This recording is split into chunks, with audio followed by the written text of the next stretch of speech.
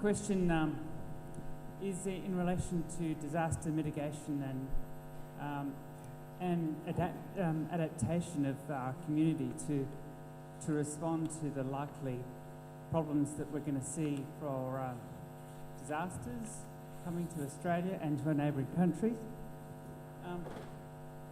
CEDA, which is the Committee for Economic Development of Australia, produced a report this week, and it made some recommendations which it actually included in its report 2 years ago, called The Economics of Climate Change.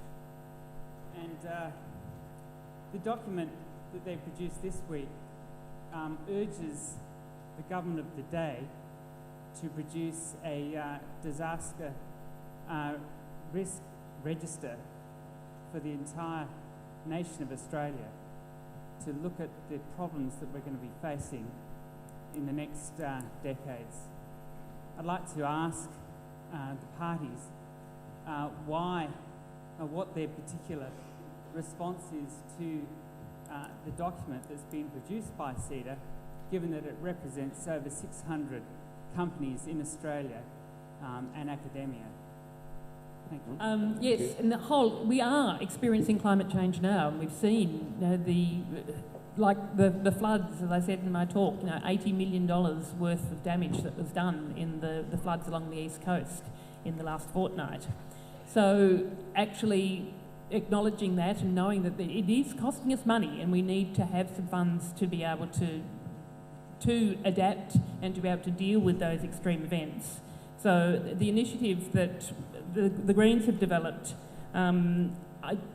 doesn't, as far as I know, it include that risk register. I don't know the report that you have just mentioned, but we have a commitment of a fund of $370 million over 4 years, which would double the number of paid firefighters by 2030 and fund natural disaster preparedness, such as disaster proofing infrastructure, building resilience and supporting the SES, and replacing the lapsed National Disaster Resilience Program with a new National Partnership Agreement for Climate Adaptation between federal, state and territory governments.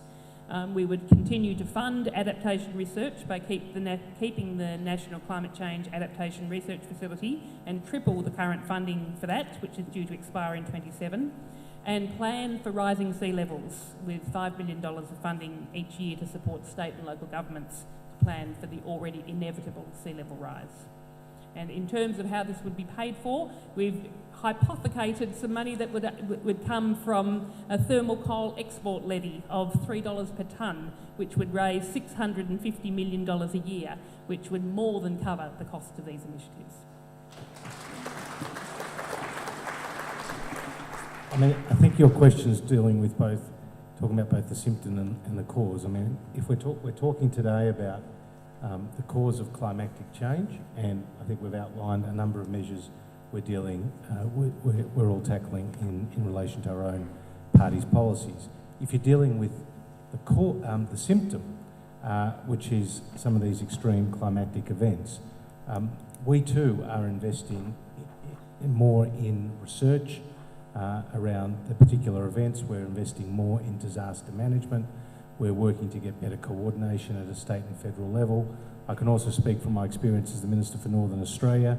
A big issue in the north of our country around major climatic events has been insurance and mitigation strategies, whether that is improved infrastructure, support, whether it's about better support for residential and commercial properties, or it's about looking at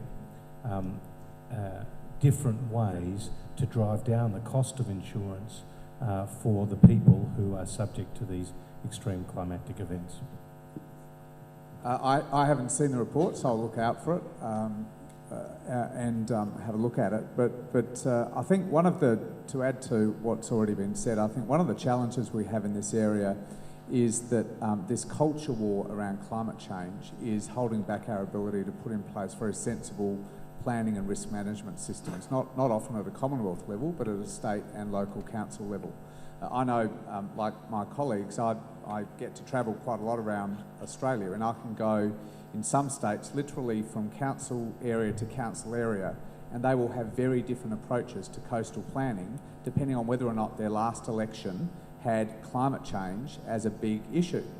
Now, if the council has been elected on a platform of climate change being rubbish, and those new councillors come in, and this does happen, literally order staff to remove references to climate change from council documents. They can talk maybe about climate variability. It is really hard to get a sensible discussion about a consistent planning and risk management framework. These are important things for us to do. There's no question about that. They are already happening. One of the things that we did right at the end of our government, and I imagine this government has had to continue, is to lift funding to the Bureau of Meteorology, because they told us that they were finding that the frequency and the coincidence of different extreme weather events was putting massive strain on their forecasting abilities, and particularly the 2010-2011 summer, where we had extreme weather events all over the country for the first time in living memory. The Bureau simply wasn't able to do the job that was expected of it. We had to invest millions of dollars to lift their forecasting capability, their data sets. So this is as is talked about very openly and in a common sense way in other countries. This is confronting all countries. It is going to be very difficult for us to have a sensible discussion about it while the culture war about climate change continues.